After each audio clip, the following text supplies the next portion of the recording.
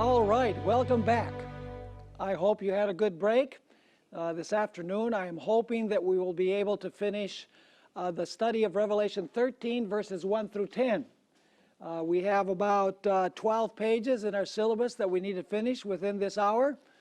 And then in our next session tomorrow, we will be studying about the second beast of Revelation chapter 13, the beast that rises from the earth. That's the equivalent to Revelation 12:17, where the dragon is enraged with the woman.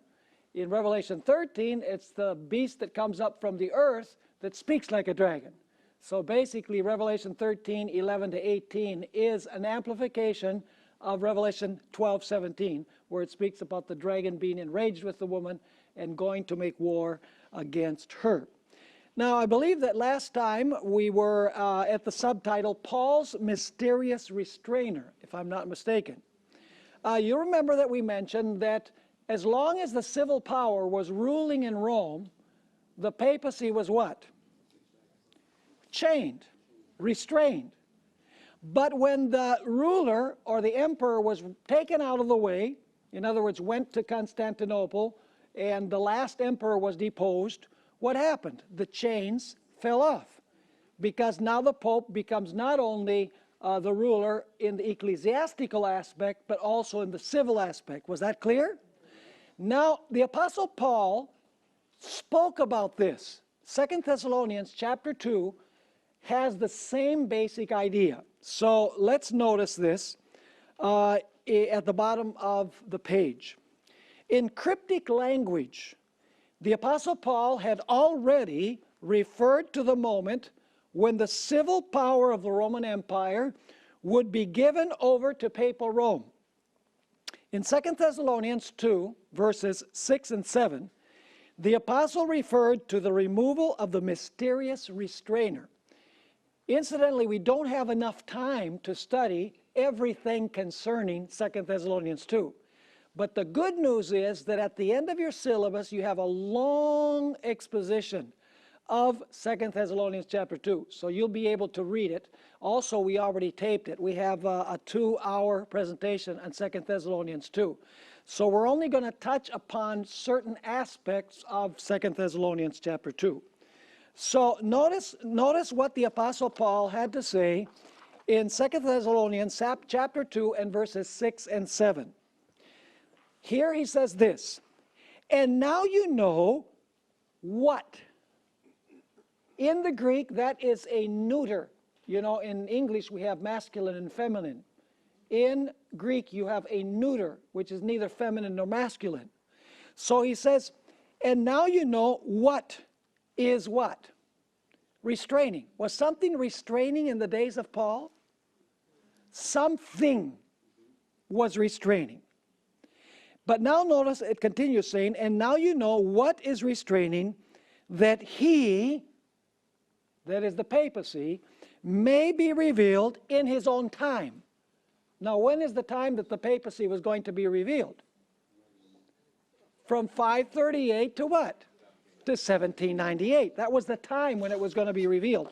And then it continues, the Apostle Paul continues saying, for the mystery of lawlessness is already at work, only he, now the he is what? Masculine pronoun, so it's referring to an individual. Before it was referring to the system. Now it's referring to an individual. It says only he who now restrains will do so until he is what? Until he is taken out of the way. So what I want you to see is that in the days of Paul, the man of sin could not manifest himself because something was what? Was restraining him, a person, and also a system, because the neuter and the masculine are used. But something was going to happen that was going to remove the restrainer, and then the man of sin would reveal himself. Are you following this? Now, let's continue. The early church fathers were practically unanimous in the opinion that the restrainer was a reference to the Roman Empire. The Roman Empire in general, but the emperors in particular. See, there's where you have the neuter and you have the masculine. In verse 5, the Apostle Paul refers to what was restraining, using the neuter article to katechon. By his use of language, Paul indicates that the church at Thessalonica, let me just go a little bit earlier, I skipped something. In verse 5, the apostle refers to what was restraining, using the neuter article to katechon, but in verse 7, he refers to who was restraining, using the masculine article ho katechon. By his use of language, Paul indicates that the church at Thessalonica knew who the restrainer was and what was restraining. Did they know that? Did they know that something and someone was restraining? The Apostle Paul says so. And yet Paul wrote in veiled, cryptic language.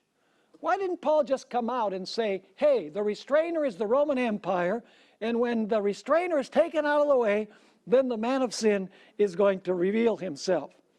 Well, the answer is quite obvious. If Paul had said openly that the Roman Empire was going to be taken out of the way, he would be accused of sedition against the Roman Empire. And so Paul had to be cautious. He says, you know who I'm talking about, but he doesn't explicitly say who it is. Now, dispensationalists and some Adventists, including the Andrews University Seminary Bible, which is a very good Bible, by the way, but they got it wrong on their note on 2 Thessalonians 2. But many evangelical scholars, they describe the restrainer as the Holy Spirit. But if this were true, why would the Apostle Paul not just come out and say so? That would not have been a revolutionary statement. It is clear that Paul could not define the restrainer openly. It was not necessary to do so because the Thessalonians knew already what he was talking about. It will be noticed that in Cardinal Manning's remark, which we read before, remember we read that in our last session? The fall of the Roman Empire led to the what? To the liberation of the Roman pontiff. So was he restrained? Yes. That is to say, before taking over the reins of civil power, the pontiff was restrained, or in what? Chains. Remember chains? Was in captivity, so to speak. Thus, the fall of the Roman Empire and the removal of the emperor, which allowed the papacy to take the reins of civil power, is described by Manning as what? As the chains falling off the hands of the successor of Peter. The inevitable conclusion that we can reach from Manning's own words is that the fall of the empire removed the restraints of the secular power from the Bishop of Rome so that he could ascend to civil power. Are you understanding this? Now, let's notice what the early church fathers had to say. Several of them measured in on this. The first would be Tertullian. He lived between 160 and 240 AD. This is how he expressed it. For the mystery of iniquity doth already work. Only he who now hinders must hinder until he be taken out of the way. And then he asked this question: what obstacle is there but the Roman state, the falling away of which, by being scattered into 10 kingdoms, shall introduce Antichrist upon its own ruins? So did he understand this? You better believe he did. And then shall be revealed the wicked one. Now, also, Tertullian wrote the following: the very end of all things, threatening dreadful woes, is only retarded by the continued existence of the Roman Empire. Are you understanding what he's saying? The Roman Empire was what? Restraining the manifestation of the man of sin. Another individual who wrote was Lactantius. Early in the 4th century, he wrote this: the subject itself declares that the fall and ruin of the world will shortly take place, except that while the city of Rome remains, it appears that nothing of this kind is to be feared. But when that capital of the world shall have fallen, and shall have begun to be a street, which the Sibyls say shall come to pass, who can doubt that the end has now arrived to the affairs of men and the whole world? It is that city that only which still sustains all things. Did they understand that something very significant would happen when the civil power of Rome was removed? Yeah. Absolutely. Notice what Cyril of Jerusalem had to say. He lived between 318 and 386 AD. But this aforesaid Christ is to come when the times of the Roman Empire shall have been fulfilled, and the end of the world is drawing near. Of course, they felt that the Antichrist would bring immediately the end of the world. They were wrong in that regard, but they were right that when the empire was divided, the Antichrist would come. They just didn't see that there were going to be two stages to the Antichrist. He continues writing, there shall rise up together 10 kings of the Romans, reigning in different parts perhaps, but all about the same time. And after those, an 11th, the Antichrist, who by his magical craft shall seize upon the Roman power. So is this power going to take over the civil reins of government? Yes. He shall seize upon the Roman power, and of the kings who reigned before him. 3 he shall humble, and the remaining 7 he shall keep in subjection to himself. And this is before it happened.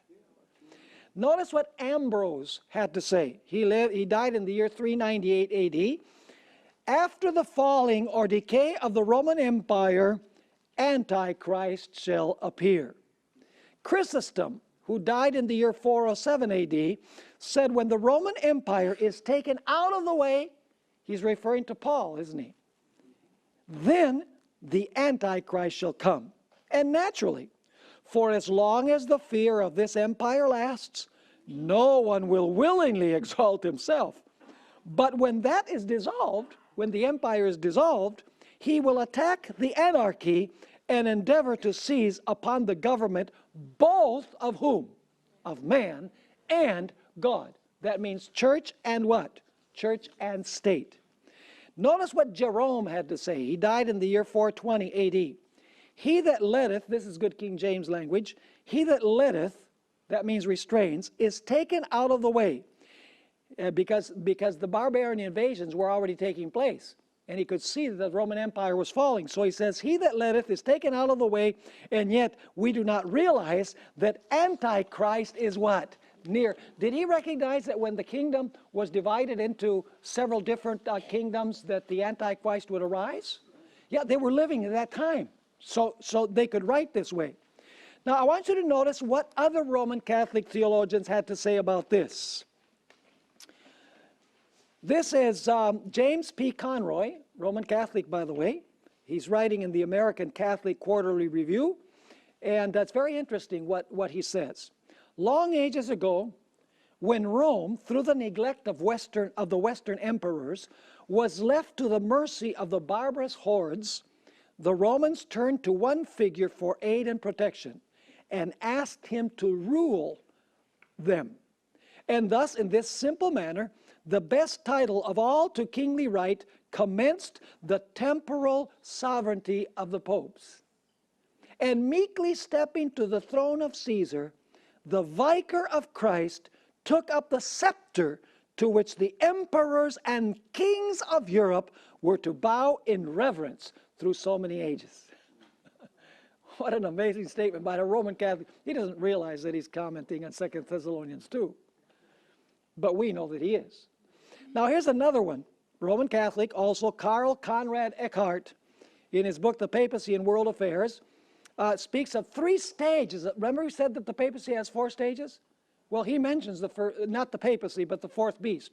He mentions 3 of those, but he doesn't realize that he's commenting on Daniel chapter 7 and Revelation chapter 12. This is how he states it. Under the Roman Empire, that would be stage number 1, right? The popes had no temporal powers. Why didn't the popes have temporal powers under the Roman Empire? Because there was an emperor. But when the Roman Empire had disintegrated, what stage is that? That's stage number 2, isn't it? That's when Rome is divided. It says, but when the Roman Empire had disintegrated and its place had been taken by a number of rude, barbarous kingdoms, those are the 10 horns. Now comes number 3, the Roman Catholic Church not only became independent of the states in religious affairs, but dominated secular affairs as well. Stage number 3. The historians corroborate what we find in Scripture. R.W. Southern has something very interesting to say. He says, during the whole medieval period, there was in Rome a single spiritual and temporal authority, exercising powers which in the end exceeded those that had ever lain within the grasp of the Roman emperor.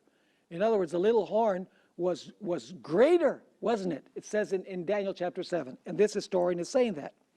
Church historian John N. Figi had an interesting way of expressing this. He says, in the Middle Ages, the church was not a state, it was the state. Or rather, now he explains, or rather the civil authority for a separate society was not recognized, was merely the police department of the church. Are you catching the picture? The state is the police department of the church. So whatever the church says, the state does. Here's another one. By the way, this is Pope Boniface the Eighth, who in the year 1302 proclaimed a bull. A bull is a papal letter.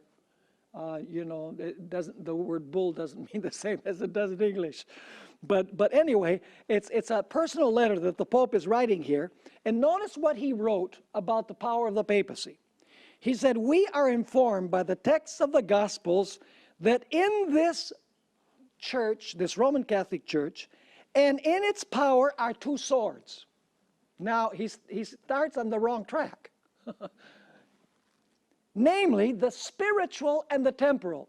Is the Pope saying that the Pope has both swords and both the right to rule in the church and in the state? Yes. Now, both, therefore, are in the power of the church. That is to say, the spiritual and the material sword. But the former, that is the spiritual, is to be administered for the church, but the latter, the temporal, by the church. The former is in the hands of the priest, that is the spiritual sword. The latter by the hands of kings and soldiers, but at the will and sufferance of the priest. It's interesting how historians, they don't catch the connection with Bible prophecy, but when we read it in the light of Bible prophecy, it makes perfect sense. Now, notice what Ellen White said about the restrainer. Ellen White understood that the restrainer was the civil power. Notice this first statement where she talks about the early Christian church during the period when the Roman Empire was still ruling. She says the spirit of compromise and conformity of the early Christian church was what? That's the key word, was restrained. What was restrained? Who restrained? Was restrained for a time by the fierce persecutions which the church endured under paganism.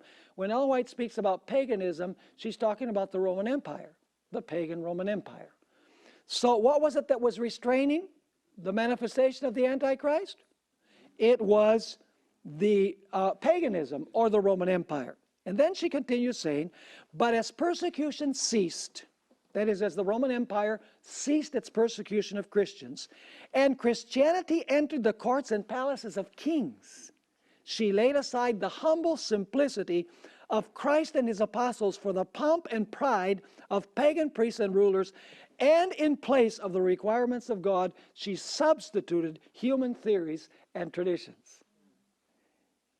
And then I want you to notice this very interesting statement that she makes about the future.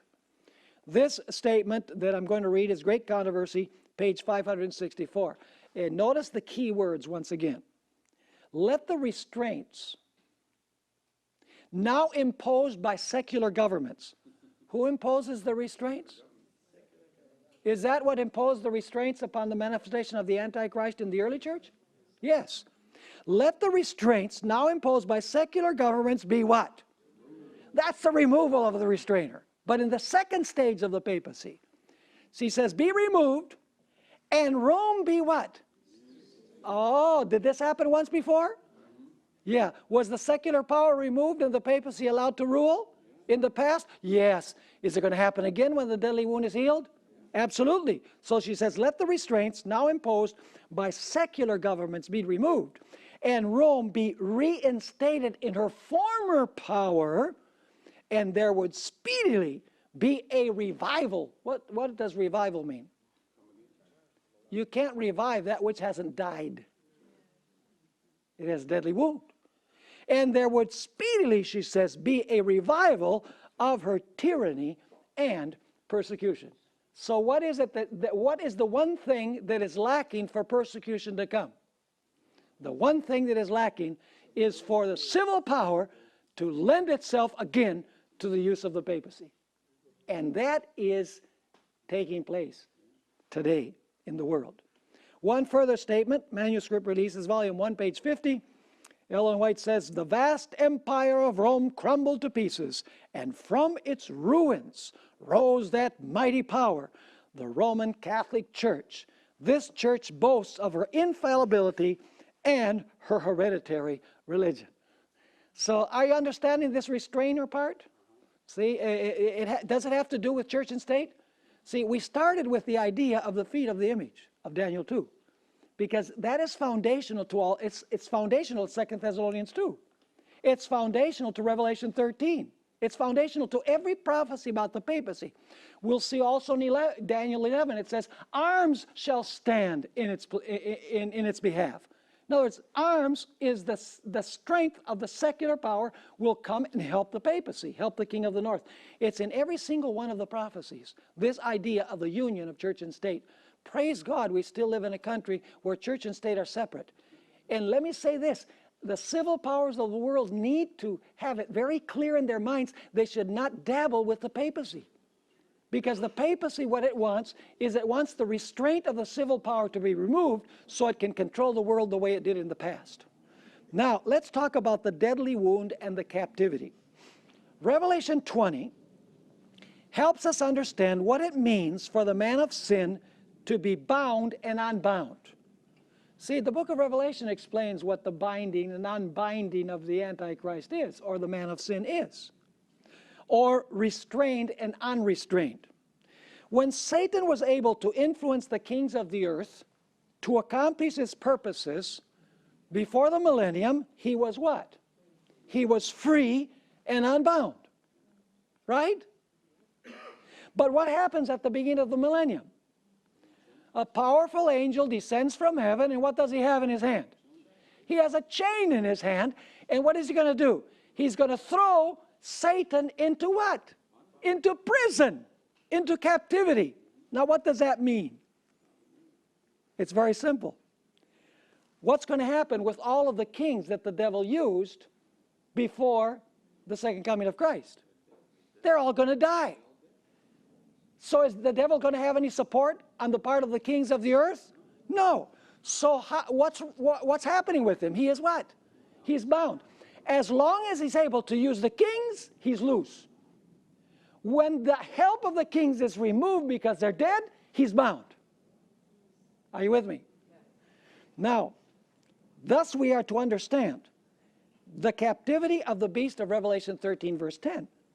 When the beast could use the sword of the kings to accomplish its purposes, it was free. But when the kings removed the sword, it was what? In captivity.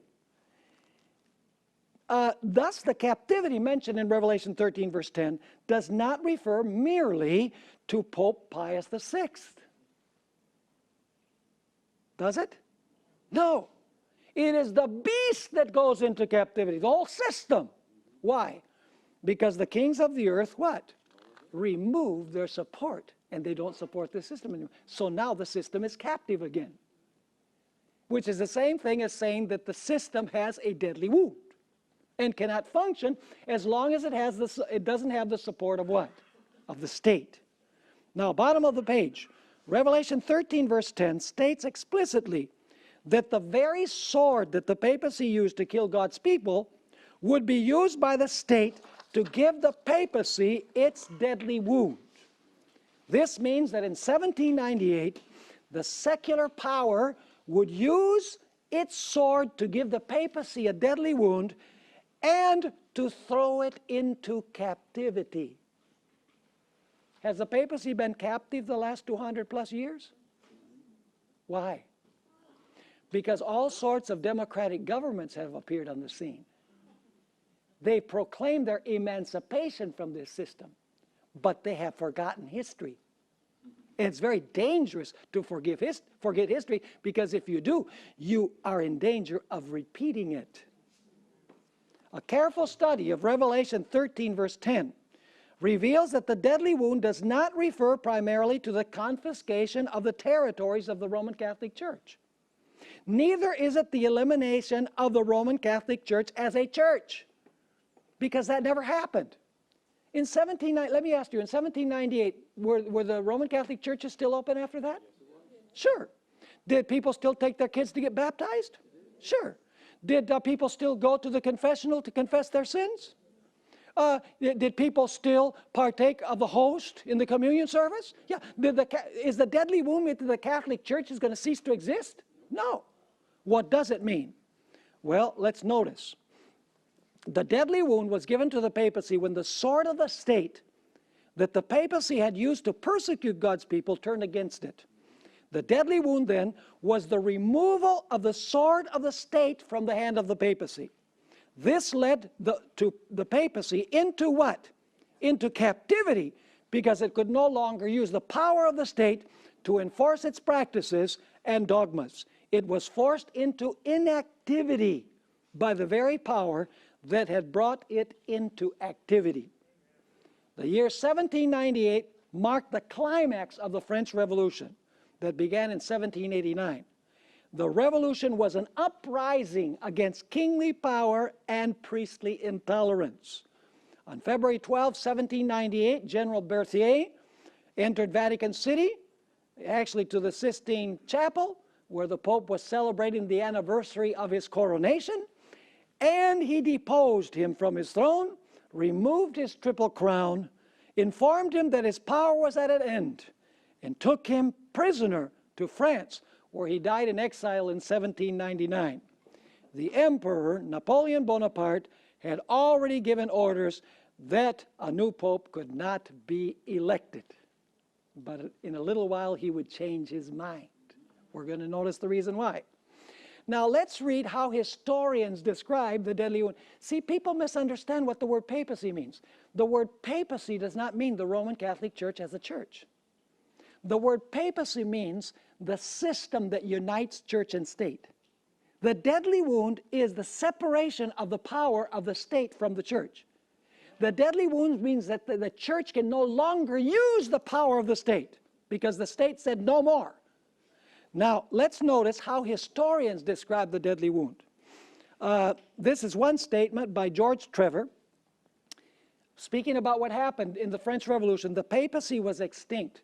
Was the Roman Catholic Church extinct? No, the papacy was extinct.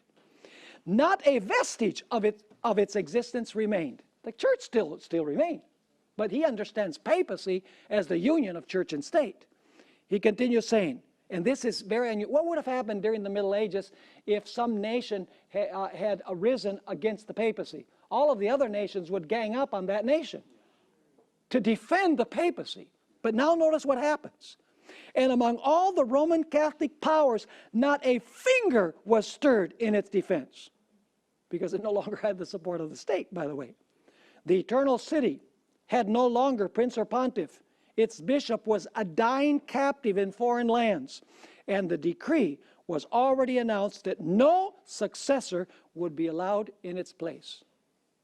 Here's another description. Joseph Rickaby, in his book Lectures on the History of Religion, stated, "No wonder that half of Europe thought Napoleon's veto means that he said there's not going to be any more popes elected. No wonder that half of Europe thought Napoleon's veto would be obeyed, and that with the Pope, the papacy was dead." Interesting. Does that have any relationship with the deadly wound? The papacy was dead, according to half of Europe. Here's another one, T.H. Gill, The Papal Drama, Book 10. Multitudes imagined that the papacy was at the point of death. These are secular historians.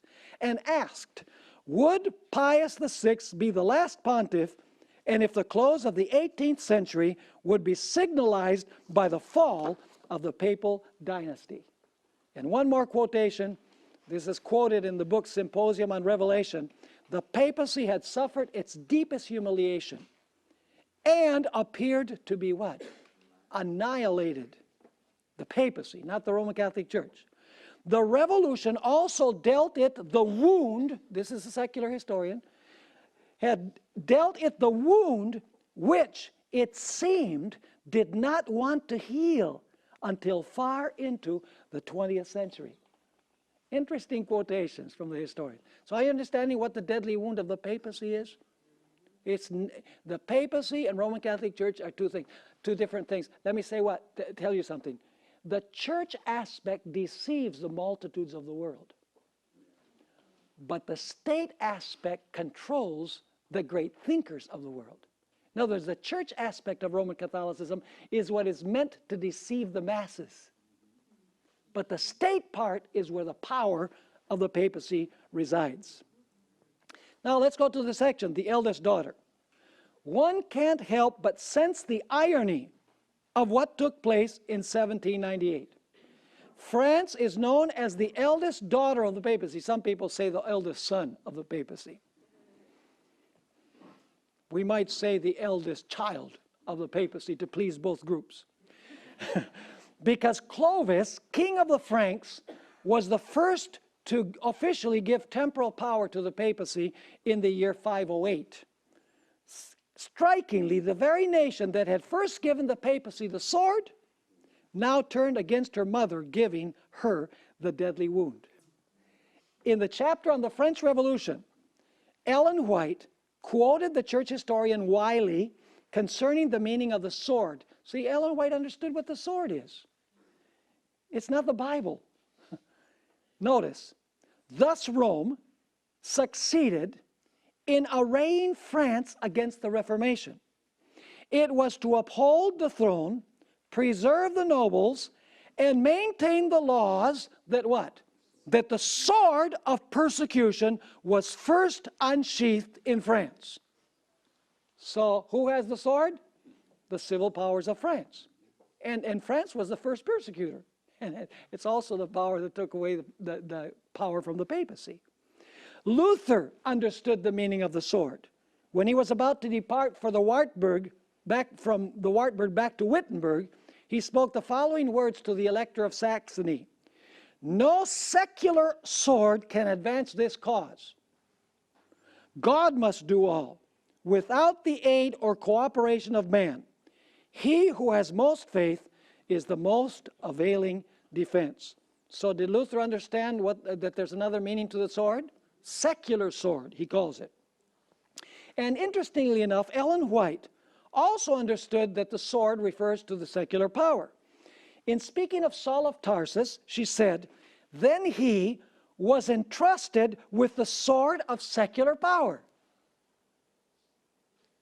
What does that mean, that Saul was entrusted with the sword of secular power? Saul recruited the political system to get rid of the Christians. So once again, he was entrusted with the sword of the secular power. And notice these words that are used. He was the agent of the Sanhedrin, the Jewish inquisitor, the exterminator of heretics. Those expressions are used by Ellen White to describe the papacy. Seeking victims to imprison, to scourge, or to stone. Did the apostate church in the days of Christ do the same thing as the apostate church during the 1260 years? Recruit the secular power to persecute? Absolutely. Now, next section, catastrophic event. The French Revolution was a catastrophic event for the papacy.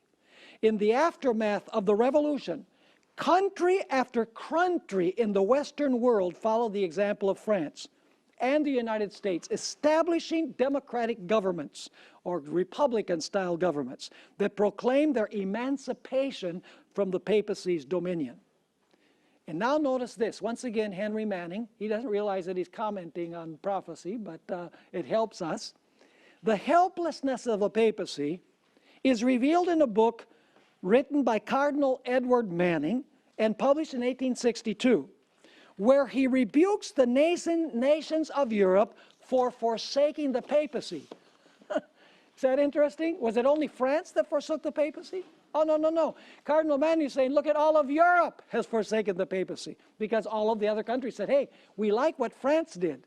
The United States said, hey, France was a good thing. You know, the United States has a lot of links with what happened in the French Revolution. Now, notice what he had to say.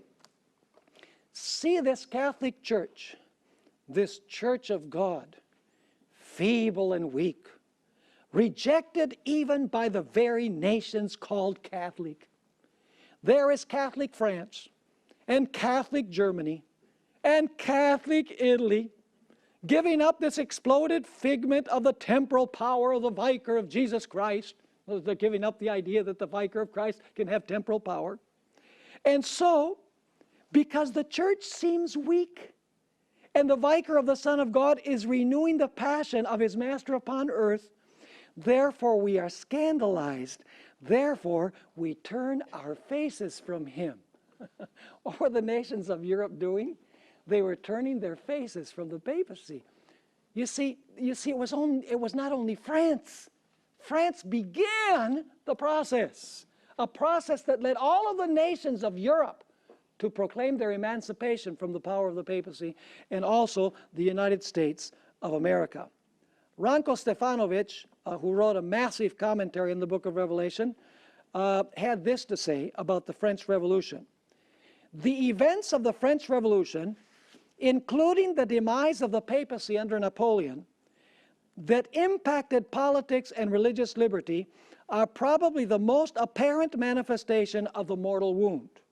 But for all practical purposes, it was this long process of political, social, and religious transformation that caused the mortal wound and brought the sea beast to the is not period.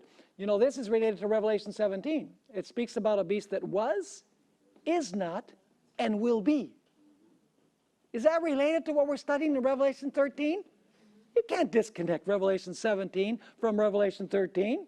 Was, 1260 years, is not, because it has a deadly wound, and will come up from the abyss, which is the grave, because it's going to resurrect to power again. Revelation 17, it needs to be connected with Revelation chapter 13. Now let's talk about the healing of the wound. Are we doing well so far? Are you able to follow me? Okay, the healing of the wound. But while the revolution dealt the papacy a devastating death blow, prophecy foretells that she will arise from her deathbed far more powerful and despotic than she was in the past. Revelation 13 verse 3 tells us that the mortal wound would be healed, and the whole world would marvel and follow after the beast. What is the healing of the papacy's deadly wound? Is it primarily the restoration of her confiscated territory by the Italian government? Is it the recovery of her ecclesiastical power? No. Only by knowing what is meant by the deadly wound can we understand what its healing is. Let me ask you this. If the deadly wound means that the sword is taken away from the papacy and is used to give the papacy a deadly wound, and she's sent into captivity because the secular power now says, we are going to rule, we're not going to allow you to rule through us, what would be the healing of the deadly wound? It would have to mean that the papacy once again would recover the sword, and the secular power would support her, and she would be free again. That's the healing of the wound. Has that taken place yet? No, but it's well on its way. We must understand that papacy is a code word for a religious political system that employs the power of the state to compel people to obey its dictates. Expressed another way, the papacy is not merely a church, but an amalgamation of church and state.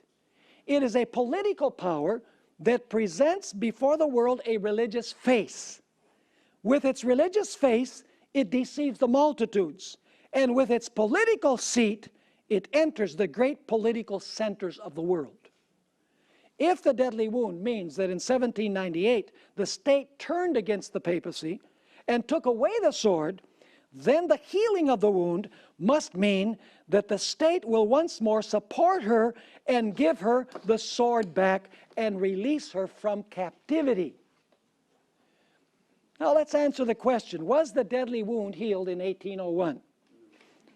Well, you say 1801, what's that all about? Well, let's notice.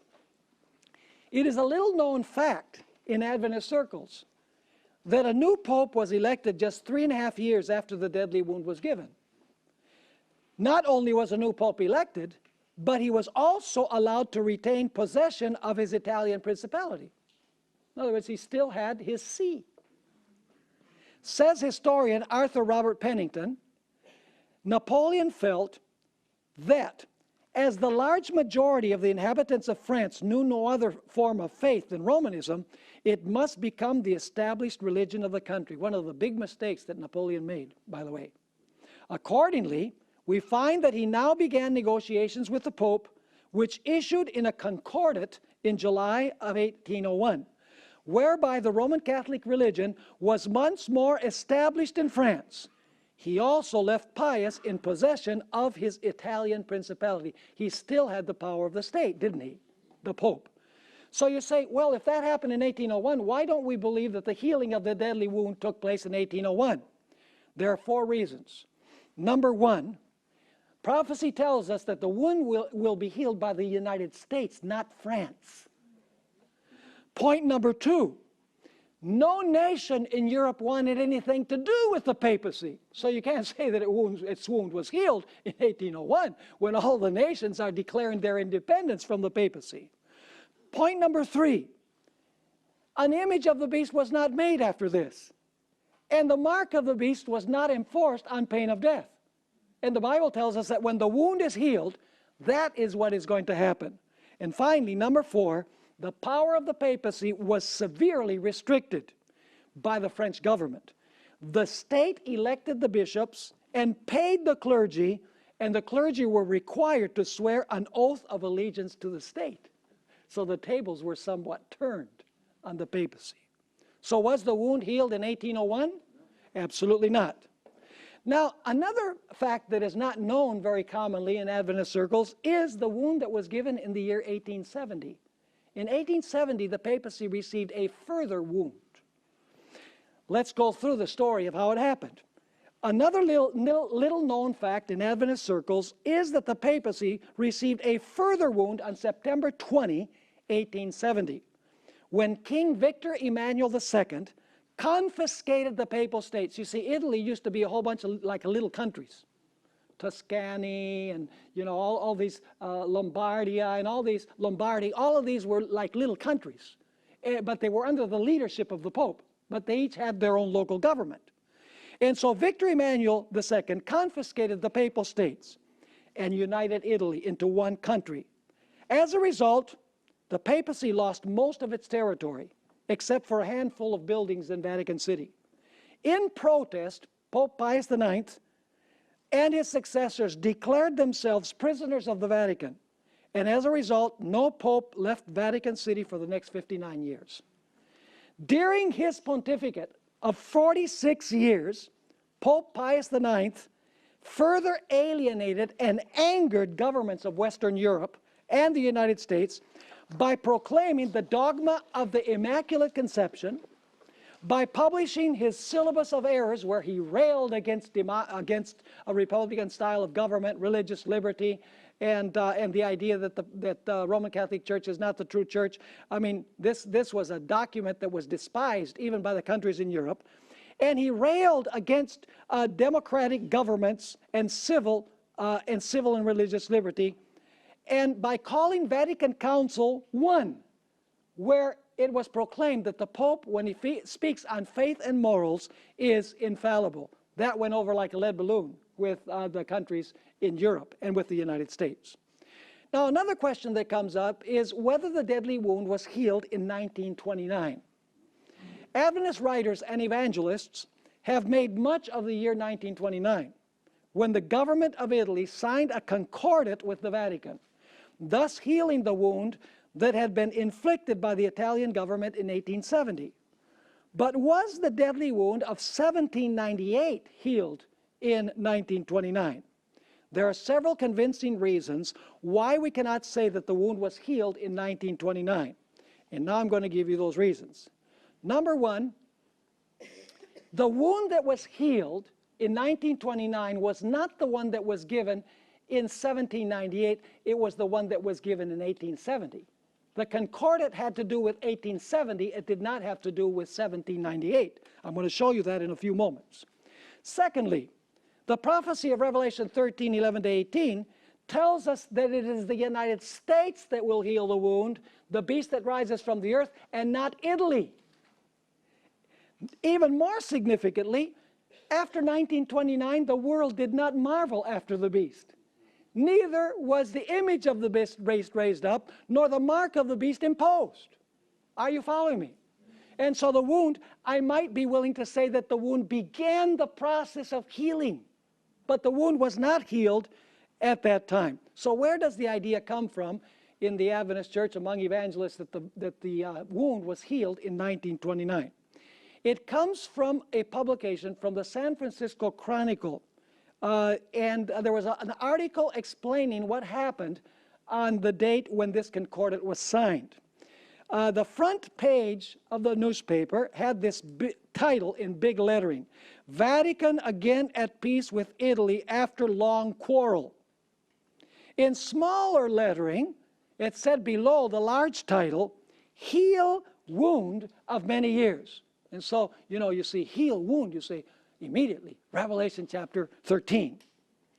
Now, the part of the article that Adventists focus on is what we're going to read at the bottom of page 50. This was in the newspaper, the San Francisco Chronicle. The Roman question tonight was a thing of the past, and the Vatican was at peace with Italy. The formal accomplishment of this today was the exchange of signatures in the historic palace of St. John Lateran by two noteworthy plenipotentiaries, Cardinal Gaspari for Pope Pius XI and Premier Mussolini for King Victor Emmanuel III. And now comes the key portion of this paragraph in the San Francisco Chronicle. In affixing the autographs to the memorial document, healing the wound. And you know what happens many times when this appears on PowerPoint in an evangelistic series? They put healing the wound, ... But they don't finish the statement. What does the statement say in its totality?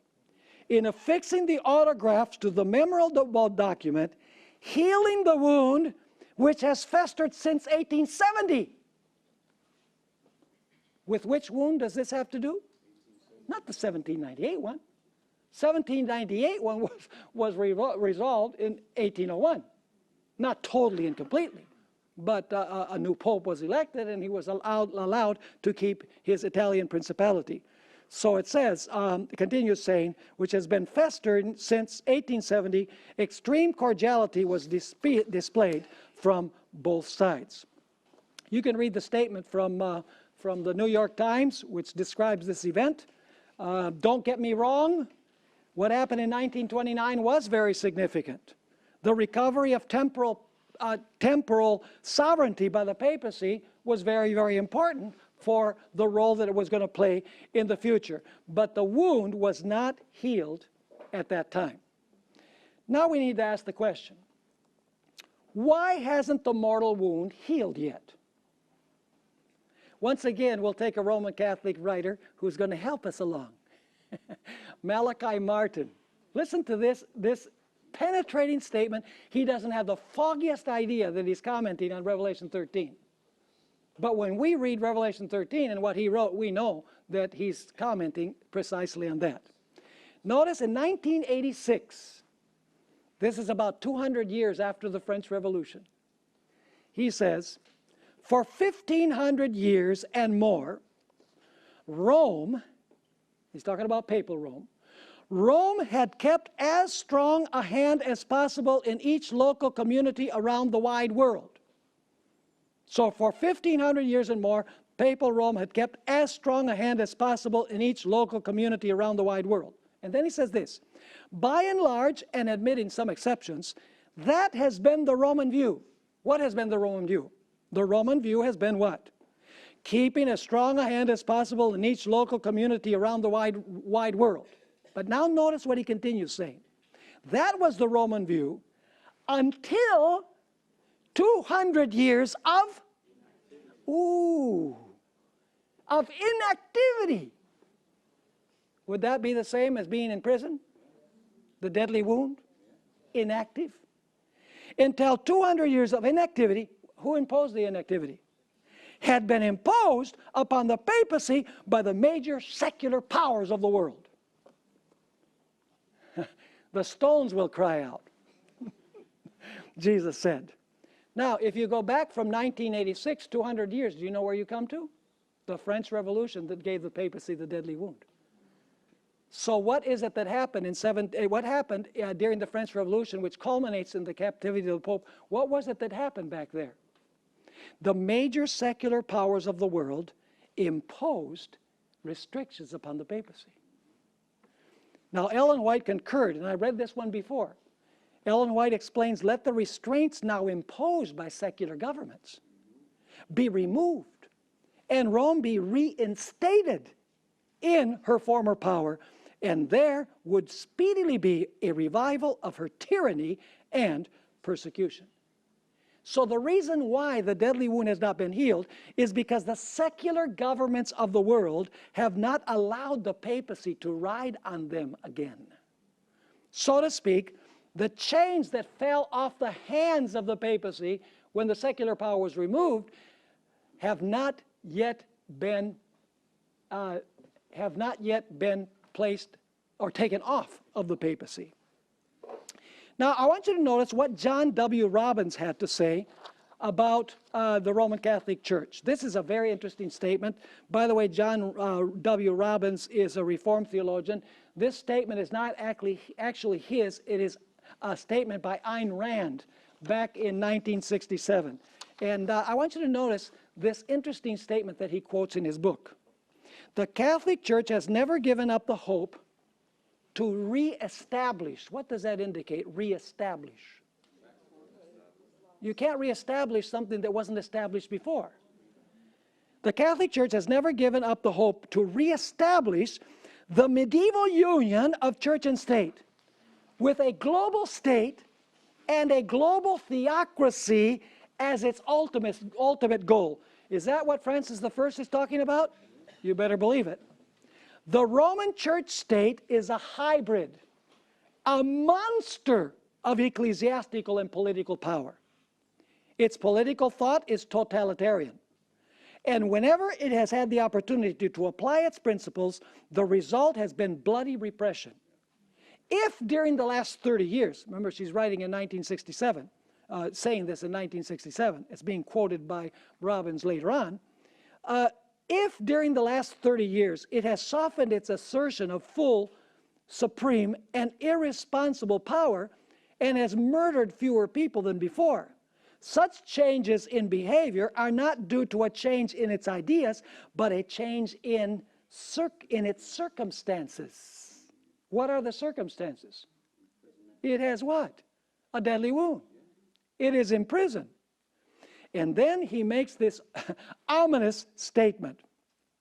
The Roman church state in the 20th century, however, is an institution recovering from a mortal wound. I don't think he's not thinking of Revelation 13, because he doesn't believe the papacy is the beast of Revelation 13, but he's using the language. So he says, the Roman church state in the 20th century, however, is an institution recovering from a mortal wound if and when it regains. In order to regain it, it must have what? Lost it.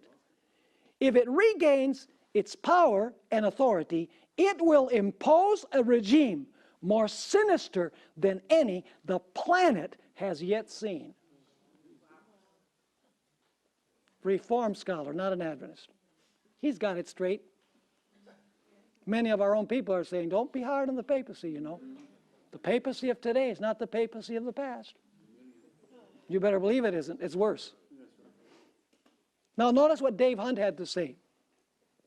Why do world leaders want to get into bed with the Vatican? That gives the idea of fornication, doesn't it? The heads of state in today's world all recognize that the Pope wields a power that in many ways is even greater than their own. All you have to do is go to the United Nations and observe what the 193 representatives of nations did when the Pope gave his speech there on the agenda for the year 2030. Amazing. He continues saying, it is not only Catholicism's 900 million subjects and enormous wealth that caused the world's most powerful governments to cultivate friendly relations with the Roman Catholic Church. It is because Vatican City citizens are found in great numbers in nearly every country. They constitute an international network that reaches into the inside circles of the world's power centers. Now, Malachi Martin wrote an interesting book, The Keys of This Blood. And basically, in that book, he describes the competition for world dominion between Western capitalism, communism, and the Roman Catholic papacy. It was a book that was published a long time ago, but Malachi Martin could see where things were trending. Notice what he wrote in this book on page 18. There was one great similarity shared by all three of these globalist competitors. The Pope, at that time it was Mikhail Gorbachev, and Western capitalism represented by the President of the United States. Each one has in mind a particular grand design for one world governance. Their geopolitical competition is about which of the three will form, dominate, and run the world system that will replace the decaying nation system. Now, what is the time frame where this is going to be imposed? I think this book was written in 1989. On the last page, short statement here. As to the time factor involved, those of us who are under 70 will see at least the basic structures of the new world government installed. Those of us under 40 will surely live under its legislative, executive, and judiciary authority and control. Isn't that an amazing statement? And we see that this is happening more and more. So, did you understand Revelation chapter 13? I hope that it was clear, because there are many things that, that we say that need to be amplified, that need to be explained more fully, and there are some things that perhaps we've misunderstood. Now, in our next study together, we are going to take a look at the beast that rose from the earth. Visit secretsunsealed.org for annual class dates and topics. Anchor is a seminary-level course of study on the fundamentals of Seventh-day Adventist theology taught by Pastor Stephen Bohr and guest theologians. Seating is limited.